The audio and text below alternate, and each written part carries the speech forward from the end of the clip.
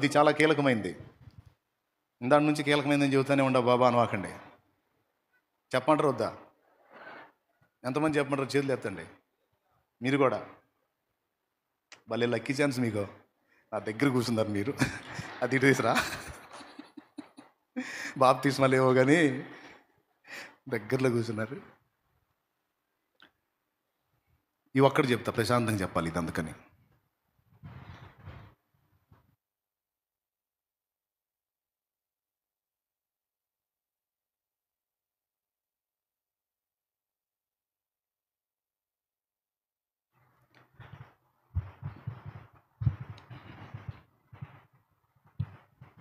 మరి సామాన్యులకు కాదు కానీ దేవుని పని చేయడానికి బాగా ఆసక్తి కలిగి ఉంటారు చూడు. ముఖ్యంగా ఆ దేవాసక్తి సత్యాసక్తి కలిగినటువంటి బిడ్డలకి ఒక శోధన ఉంటుందండి. ఈ 4వ మాట జాగ్రత్తగా వినండి.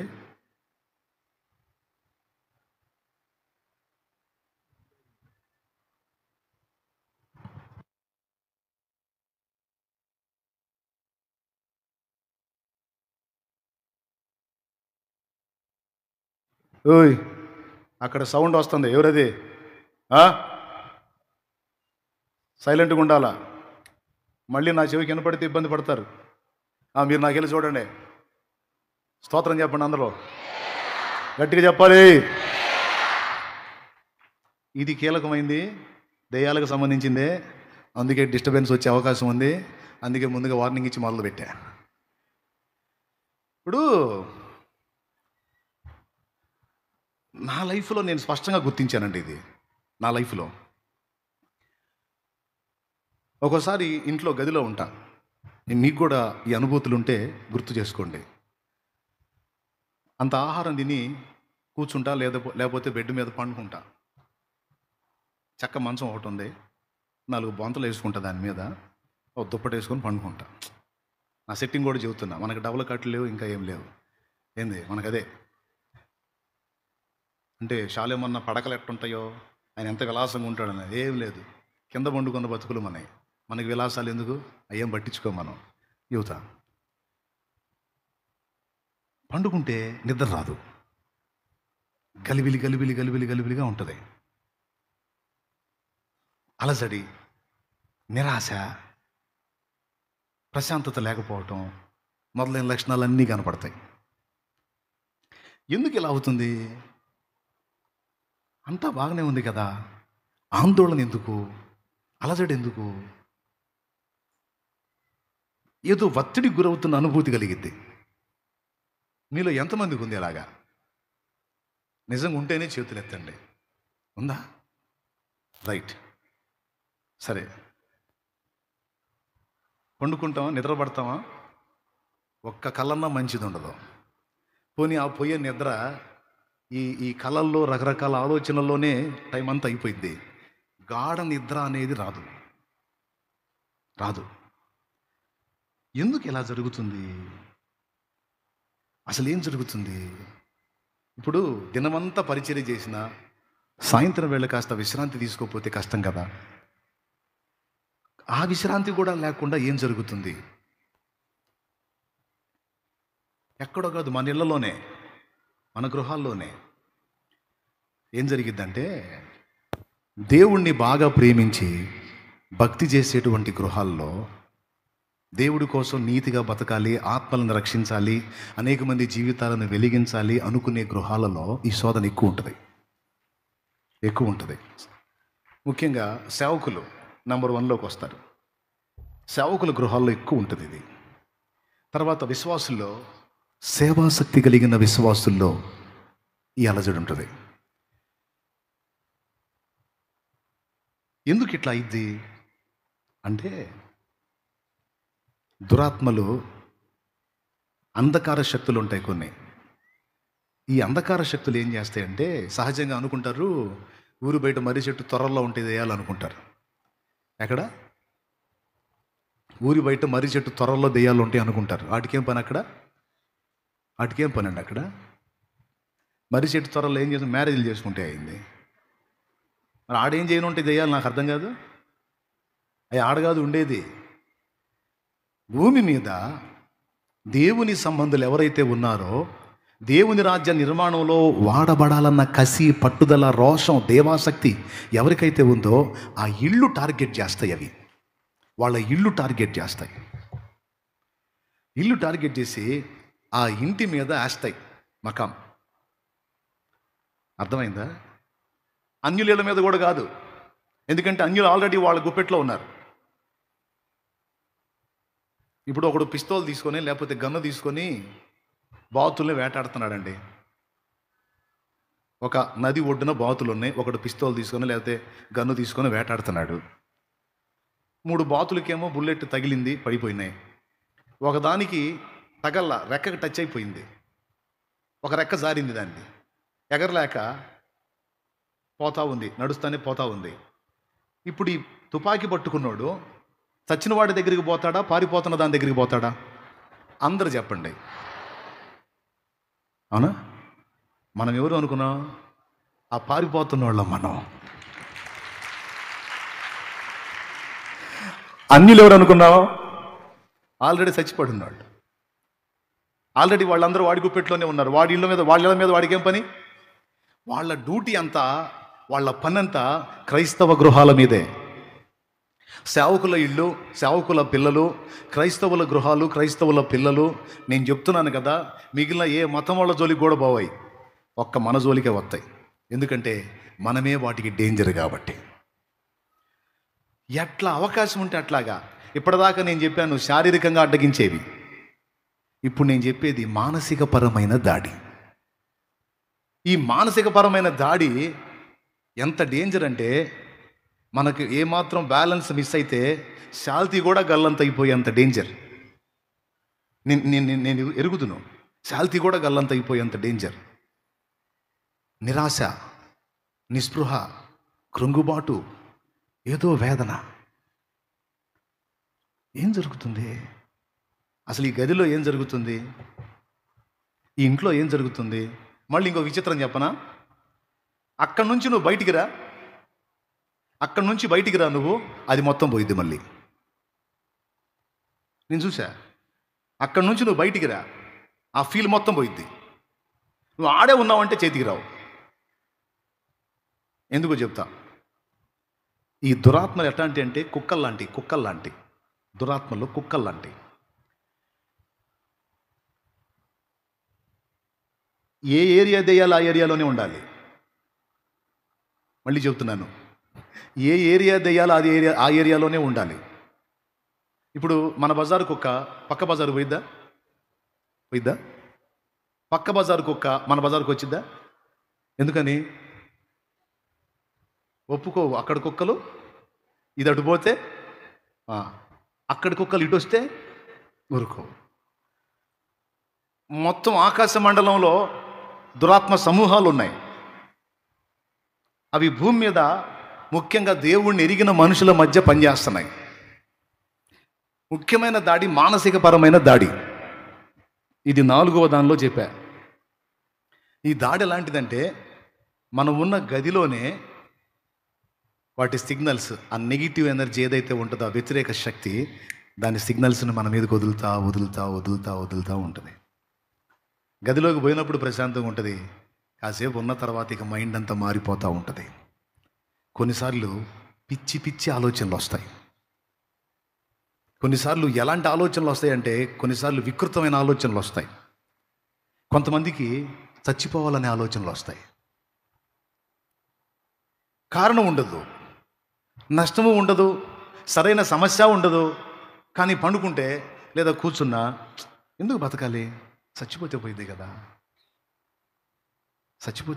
చావును గూర్చిన ఆలోచనలు వస్తాయి. ఇట్లా ఎవరికైనా వస్తున్నాయా? ఎప్పుడన్నా వచ్చినాయా? వస్తే చేయొద్దు. Thank you.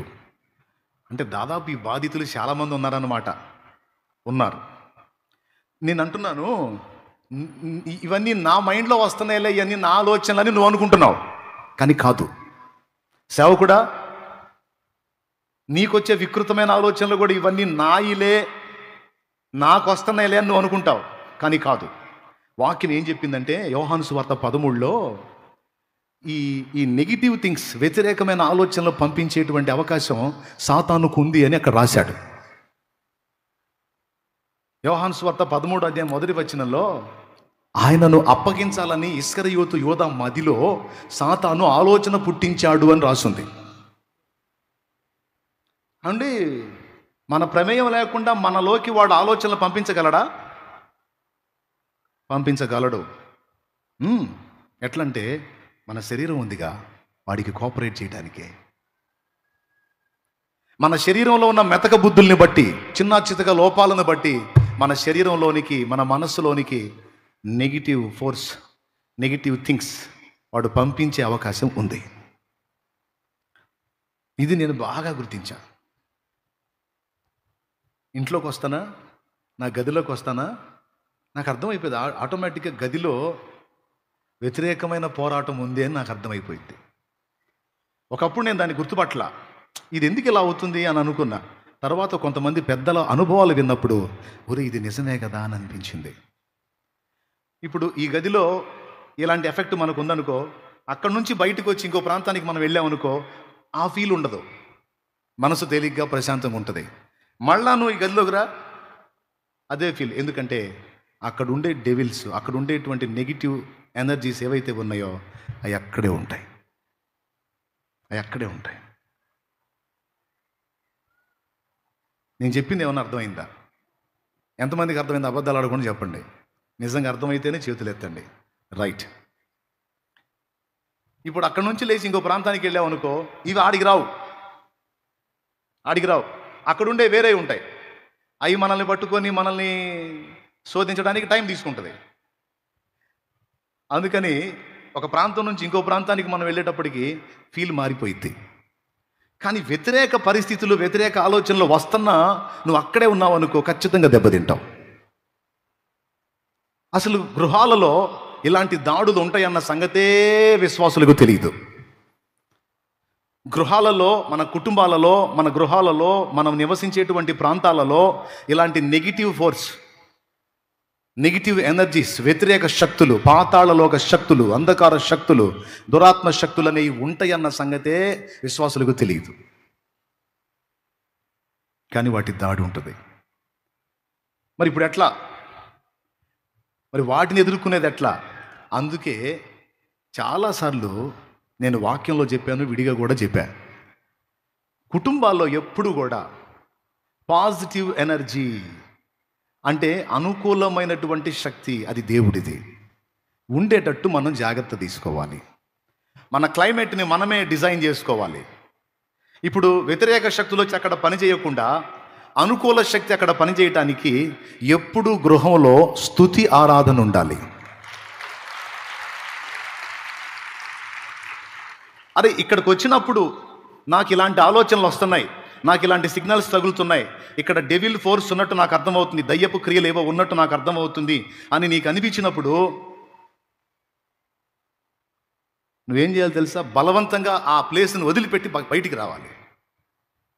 కానీ అవి రానియో, ఏం పోతావులే, నీ బతుకు ఇంతే, నీ పరిస్థితి ఇంతే, నీ జీవితం ఇంతే, ఇది ఇట్లా తెల్లారటమే అంతే అని కనీసం నువ్వు ఉన్న దగ్గర నుంచి కదలలేనటువంటి నిరాశ వచ్చింది నీకు.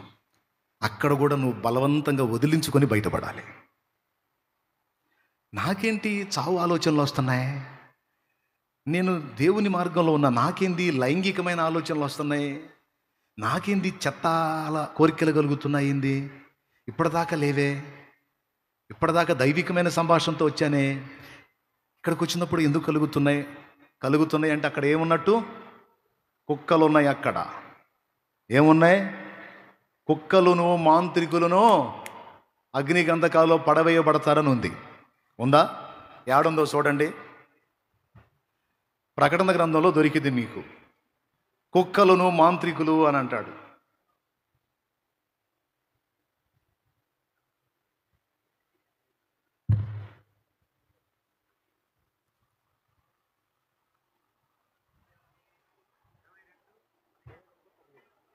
మైక్ తీసుకొని చదువమ్మా.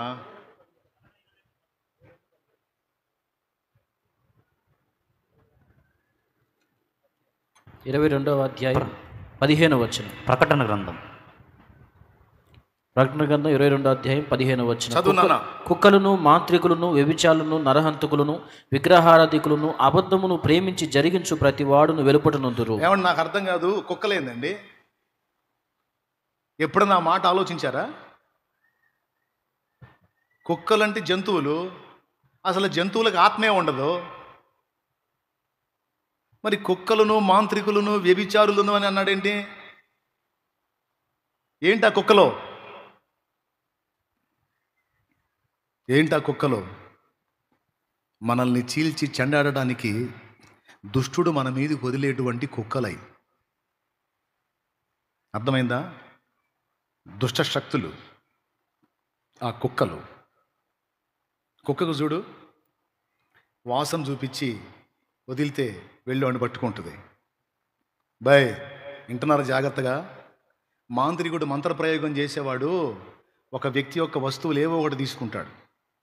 ఒకసారి ఒక మాంత్రికుడు డైరెక్ట్గా నా దగ్గరకు వచ్చి నా లుంగి అడిగాడు. వాడు ఎందుకనుకున్నావు? నేను ధరించే లుంగి వాడికి ఇస్తే అది తీసుకెళ్ళి ఒక కుక్కకు వాసన చూపిస్తాడు. అర్థమైందా? ఒక కుక్కకి, ఏ కుక్క? అది కుక్క ఒక దురాత్మ శక్తి, దానికి వాసన చూపిస్తాడు, చూపించి వదులుతాడు అన్నమాట. అందుకే మంత్రప్రయోగపు కొడుకులు జుట్టు కానీ, వస్తువులకు కాలి మట్టి కానీ, గోళ్ళు కానీ, వస్త్రాలు కానీ తీసుకుంటారని మనం చిన్నప్పటి నుంచి విన్న ఐడియా ఉందా? ఎంతమందికి ఐడియా ఉంది? మంత్రప్రయోగపు కొడుకులు ఇలాంటివి తీసుకుంటారు. ఇవన్నీ ఎందుకు? కుక్కలకు వాసన చూపించడానికి. కుక్కకు వాసన చూపించి వదిలితే ఏం చేసేది కుక్క? నేరుగా పోయి వాడిని పట్టిద్ది. అది కుట్ర. ఎంతమందికి అర్థమైంది? ఏమర్థమైంది? కుక్కల సంగతి. అట్లాగా దేవుని కొరకు పనిచేసి ఫలించేటువంటి పాత్రలు. నా దగ్గరకు వచ్చి లుంగి అడుగుతాడు వాడు. నేనంటాను, పెద్దాయనా నీకు 60 ఏళ్ళు, నేను నా లుంగి ఏం కట్టుకుంటావే నువ్వు కూర్చో, మా నాన్న పంచిస్తా, చొక్కా ఇస్తా, కొత్తయే ఇస్తా అంటాను నేను. వాడంటాడు, అయ్యో అవన్నీ వద్దులేగా, నీ లుంగి ఒకటి అయ్యా అంటాడు. నిజమండి, మీరు నమ్మండి నమ్మబండి, నేను ఇంతమంది మందిరంలో దేవుని ఎదుట చెబుతున్నా ఈ మాట. ఇది 2010-11 మధ్యలో జరిగింది. నేనేమనుకుంటున్నాను, అడుక్కునేవాడు లుంగి కడుగుతున్నాడు, లుంగి ఏం కట్టుకుంటాడు? ఆల్రెడీ ఆయన పంచ కట్టుకొని వచ్చాడు. తర్వాత తెలిసింది తవ్వకాల్లో మాకు సంబంధించిన వాడు ఒకడు పంపించాడు నా దగ్గరికి, వాడిని నా పెళ్లి చేయటానికి. ఏం చేయటానికి? చేయటానికి పంపించాడు. నా మీదకి వదిలేడు వాడిని. మరి నాకు తోడై ఉన్నాడు, సామాన్యుడు కాదుగా. దెయ్యాన్ని నమ్మి, దెయ్యానికి మొక్కి, దెయ్యానికి ఆరాధన చేసుకునే వాడికి అంతుంటే, ఆడు దెయ్యాలనుకునే దుష్టశక్తుల మొత్తాన్ని, దురాత్మలని, సైతానుని, ఏది దెయ్యాల మొత్తానికి రాజైన సైతానుని సృష్టించిన వాడు నా దేవుడు.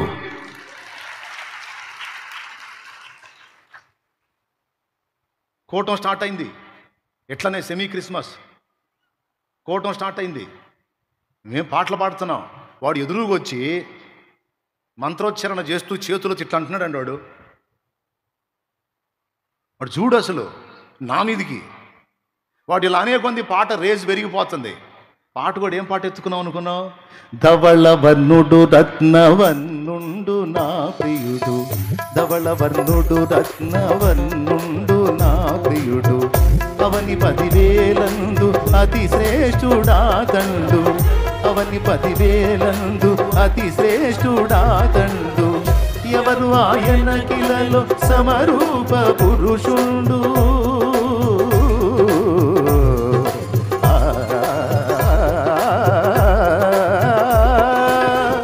ఎవరు ఆయన కిలలో సమరూప పురుషుండు, అవలీలగానతని గుర్తింపగలనమ్మ, అవలీలగానతని గుర్తింపగలనమ్మ, ఎంతో ఎంతో సుందరుడమ్మ తాను, నేనెంతో మురిసిపోయాను,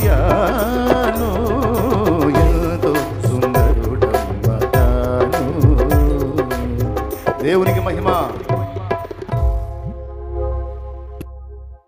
వాడు ఉచ్చారణ చేస్తా దుష్టశక్తులు ఉసిగొలుపుతున్నాడు వాడు కుక్కల్ని. వాడి దగ్గర కుక్కలు ఉంటే మన దగ్గర దోతలు ఉంటారు. వచ్చిన కుక్కను వచ్చినట్టు మూతి పగలగొట్టు. రాత్రియు పగలును పాదములకు రాయి తగులకుండా, రాత్రియు పగలును పాదములకు రాయి తగులకుండా, మనకు పరిచర్య చేయుట కొరకు, మనకు పరిచర్య చేయుట కొరకు దేవదూతలు మనకుండగా, దేవదూతలు మనకుండగా, ఆనందయాత్ర ఇది ఆత్మీయ యాత్ర, యేసుతో నూతన యెరూషలేము యాత్ర, మన యేసుతో నూతన యెరూషలేము యాత్ర, ఆనంద యాత్ర.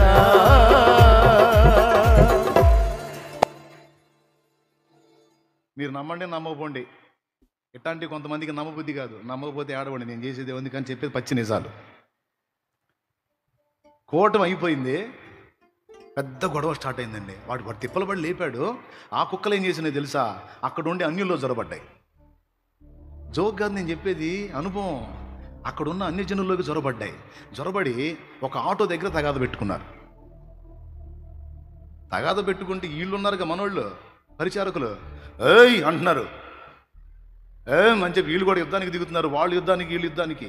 నా దగ్గరికి వచ్చింది వార్త, వాళ్ళొక బ్యాచ్ అయ్యారు, వీళ్ళొక బ్యాచ్ అయ్యారు, కొట్టుకోవడానికి సిద్ధమయ్యారని.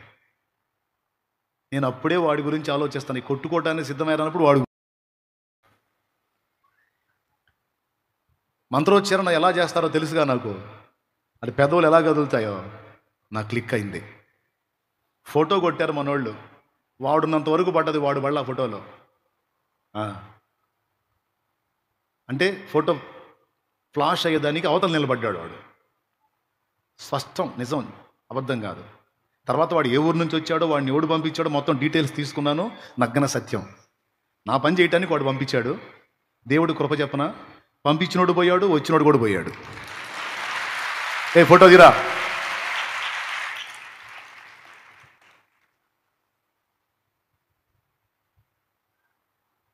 పంపించినోడు పోయాడు, వచ్చినోడు పోయాడు. ఇద్దరు పోయారు. ఇప్పుడు లేరు, ఇద్దరు భూమి మీద లేరు.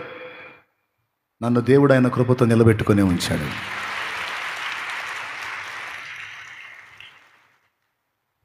నా దేవుడు రోషం గల్ల దేవుడు.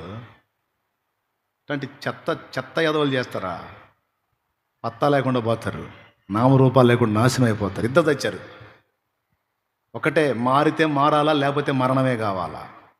రెండు ఆప్షన్ లేదు. అది జీవం గల దేవుడితో పెట్టుకుంటే. నాకు అయిపోలే మ్యాటరో. గొడవ స్టార్ట్ అయింది. ఇక డి అంటే డి అంటున్నారు. పెద్ద గుంపు, వాళ్ళ గుంపు, వీళ్ళ గుంపు. అప్పటిదాకా దేవునికి మహిమ వచ్చింది. ఆ క్షణాన్ని అవమానం రాబోతుంది.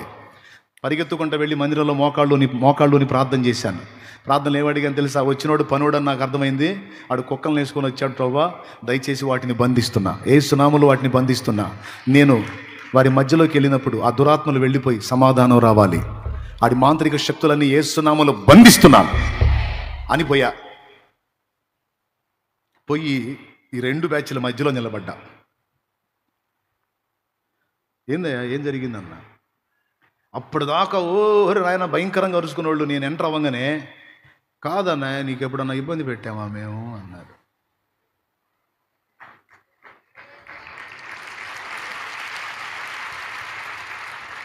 ఏమి లేదు. ఇక నేను నిలబడ్డా. అప్పటిదాకా దెయ్యాలు బట్టి ఊగినోళ్ళు వెళ్ళంగానే దెయ్యాలు వదిలిపోయిన వాళ్ళు నీరసమై పడిపోతారే, అట్టెళ్ళారు. అన్ని జనులు వెళ్ళిపోయారు. దేవుడి కార్యం. నాతో పాటు ఆయన సన్నిధి వచ్చి నిలబడింది అక్కడ.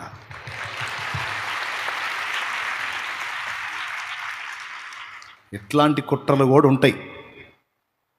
ఎందుకు చెబుతున్నానంటే, పదే పదే చావాలి అనే ఆలోచన నీకు కలిగితే దాన్ని తేలిగ్గా తీసుకోవద్దు. అది నువ్వు ఎక్కడ కూర్చున్నప్పుడు ఆలోచన కలుగుతుందో గుర్తుపట్టి అక్కడ కూటం పెట్టాలి. అక్కడ చేయాలి ప్రార్థన. అందుకే ప్రతి ఇంట్లో ఎప్పుడు నేను చెబుతున్నాను, గుర్తుపెట్టుకోండి, మీరు నోరు తెరిచి పాడకపోతే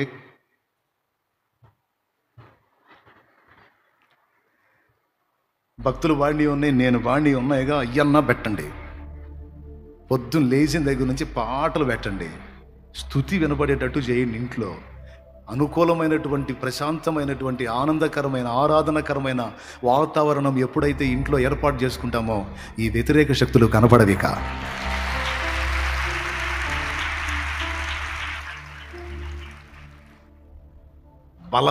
బలవంతం చేస్తాయి అవి నిన్ను. వాటిని బలవంతంగా ఎదిరించాలి నువ్వు. సేవకుడా, నీ పని అయిపోయింది, నీ కిడ్నీలు చెడిపోయినట్టున్నాయి, నీకేదో గుండె జబ్బు వచ్చినట్టుంది, నీకేదో అవయవాలు తేడా పట్టి, ఇట్లాంటి ఆలోచనలు వస్తుంటాయి. నీ లివర్ ఏదో తేడా పడ్డట్టుంది, నీ కడుపులో మొత్తానికి ఏదో తేడా, నీ నరాలకి ఏదో వీక్నెస్ వచ్చేటట్టుంది, నీకు పక్షవాతం వచ్చే అవకాశం ఉంది, నీకేదో క్యాన్సర్ స్టార్ట్ అవుతున్నట్టుంది. ఇదంతా కుక్కల పనే. ఇది సేవకులకనే కదా, విశ్వాసులు కూడా. అబద్ధాలు ఆడుకొని చెప్పండి, ఇలాంటి డౌట్స్ ఎవరికన్నా వస్తాయా మీలో? ఎంతమందికి వస్తాయి? చేతులు ఎత్తండి. కొంచెం బాడీలో ఏదైనా తేడా వస్తే, నాకేదో కొంచెం క్యాన్సర్ వచ్చినట్టుంది, నా కిడ్నీలకి వెళ్ళి నొప్పిగా ఉంది, కిడ్నీలకి ఎందుకు నొప్పిగా ఉంది, కిడ్నీలు చెడిపోయినాయేమో, ఏందో నాకు తిన్నది అరగట్ల, లివర్ తేడా పడిందేమో.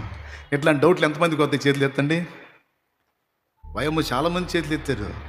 ఇదంతా కుక్కల పనే. ఇదంతా ఎవరి పని? ఎస్ అన్ని నెగిటివ్ ఆలోచనలు నీకు వచ్చేటట్టు చేసి చేసి చేసి అయ్యే నువ్వు నమ్మేటట్టు చేసి చివరికి నీకు వచ్చేటట్టు చేస్తాయి. ఎంత డేంజర్ అనుకున్నావు? నీవు నమ్మినదే నీకు జరుగుద్దని చెప్పాడు యేసయ్య. అందుకని ఎప్పుడు నీ బాడీ చెడిపోయినట్టు, క్షీణించినట్టు, స్థితి కోల్పోయినట్టు, నీకు మరణం వచ్చినట్టు పదే పదే పదే పదే అవే ఆలోచనలు రప్పించి వాటినే నువ్వు నమ్మేటట్టు చేసి నిజంగా ఇది జరిగేటట్టు చేస్తాయి. అవి పెద్ద కుట్ర. అలాంటివి వచ్చినప్పుడు కూడా బలవంతంగా వదిలించుకొని అక్కడి నుంచి బయటపడాలి. సరిపోయిందా? దేవునికి స్తోత్రం. నేను చెప్పేది జోక్ కాదు. కుక్కల సంగతి మాత్రం మర్చిపోవద్దు. నువ్వు ఎక్కడన్నా కూర్చున్నప్పుడు నీకు అలాంటి దుష్ప్రేరణ కలుగుతుందంటే అక్కడ కుక్కలు ఉన్నట్టే. ఏ ప్రదేశానికైనా వెళ్ళినప్పుడు నీకు అలాంటి ప్రేరణలు కలుగుతున్నాయి అంటే అక్కడ ఏమున్నట్టు? కుక్కలు అంటే దుష్టశక్తులు. అప్పుడు నువ్వేం చేయాలి? 2, ఒకటి అక్కడి నుంచి పక్కకి వెళ్ళిపోవాలి, లేదా స్తుతి పాట ఎత్తుకోవాలి. స్తుతి ఎత్తుకోవాలి, అప్పుడు అయిపోతాయి. ఎందుకో తెలుసా? స్తుతించినప్పుడు ఏం జరిగిద్దంటే పరిశుద్ధాత్మ దిగొస్తాడు. నువ్వు ఎక్కడుండి స్తుతిస్తే అక్కడికి పరిశుద్ధాత్మ దిగొస్తాడు. పరిశుద్ధాత్మ ఎప్పుడైతే దిగొచ్చాడో అవి పరారు. ఇంట్లో ఎప్పుడు స్తుతి ఉండేటట్టు, ఇంట్లో ఎప్పుడు ప్రార్థన చేసుకునేటట్టు. మీరు కావాలంటే చూడండి, కుటుంబ ప్రార్థన చేయమని ఎన్ని ప్రసంగాలు చేశాను నేను. కానీ నిజంగా కుటుంబ ప్రార్థనలు జరుగుతున్నాయా? కారణం కుక్కలో. ఒక్కొక్క కొంపలో ఎన్ని కుక్కలు ఉన్నాయో, స్తోత్రం. వాటి దెబ్బకే కుటుంబ ప్రార్థనలు లేవు. అందుకని ఎటుకుడి మీరు ప్రార్థన చేయకపోయినా నా బోటోడు చేసి రికార్డ్ చేసినవి ఉంటాయిగా. పొద్దున్నే నిద్ర లేవగానే ఎవరో ఒకళ్ళు లేచిపోయి ముందు ఇంటి మొత్తం అక్కడో స్పీకర్ పెట్టుకోండి. 4 గదులకు 4 స్పీకర్లు 4 గదుల్లో పెట్టండి. పొద్దున్నే నిద్ర ఎవరు లెగితే వాళ్ళు నీకు దండం పెడతా, అది ఆన్ చేసుకోండి. సైన్యములకు అధిపతి నీకేగా నా స్తుతి, నా సైన్యములకు అధిపతి అని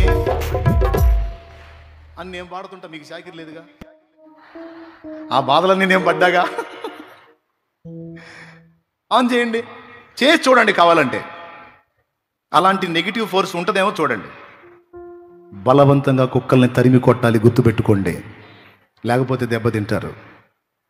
ఇంకా పాటలు పెట్టుకుంటే కుటుంబ ప్రార్థన చేసుకోవాలన్న ఆలోచన కూడా వచ్చింది. పొద్దున కానీ సాయంత్రం కానీ ఎప్పుడు ఇంట్లో స్తుతి ఉండేటట్టు చూడండి. ఫీల్ మారిపోకపోతే అప్పుడు అడగండి. అలజడులు పోతాయి, భయాలు పోతాయి, ఆందోళనలు పోతాయి. అసలు ముందు ఇంట్లో కుక్కలు వెళ్ళిపోతే దేవుని ఆత్మ సన్నిధి మనతో ఉంటుంది. అందుకే నీతిమంతుల గుడారాల్లో ఏమైనా పడతాయి? గౌగౌలా గౌగౌలా నీతిమంతుల గుడారాలలో వినబడుతున్నది రక్షణ సంగీత సునాదము. నీతిమంతుల గుడారాలలో వినబడుతున్నది రక్షణ సంగీత సునాదము.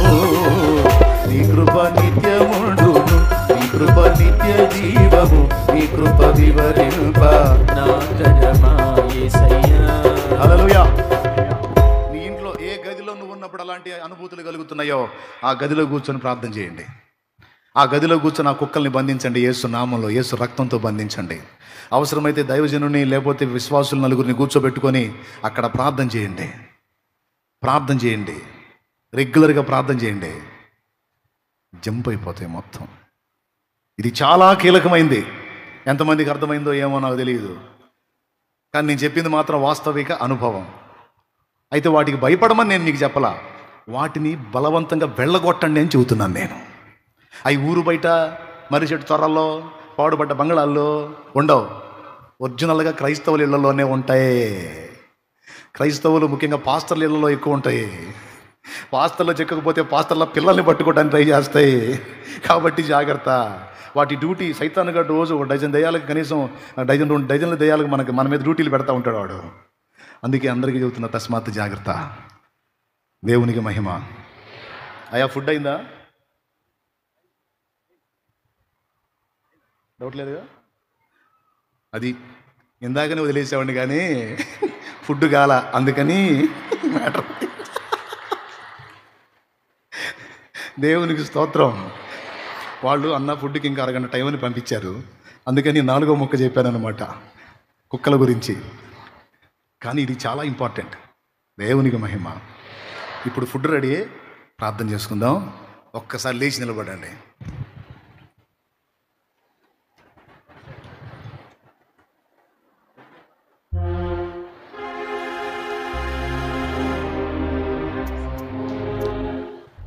అమ్మయ్యా, ఆ కుక్కల సంగతి ఏమో కానీ ముందు నడుములు జరుపుకునే బాబా దేవస్థానం.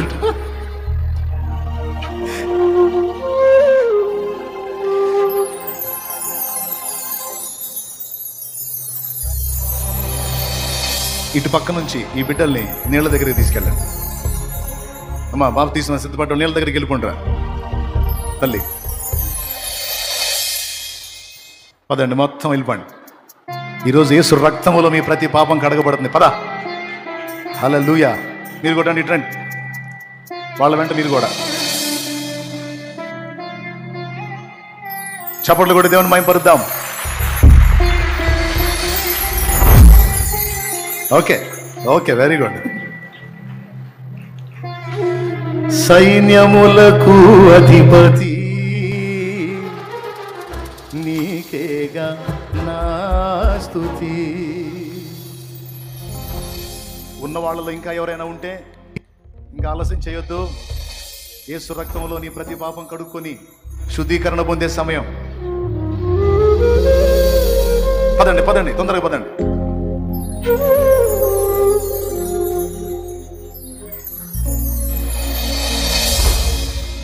ప్రార్థన చేయబోతున్నాను. అందరూ తలలు వంచి కళ్ళు మూయండి.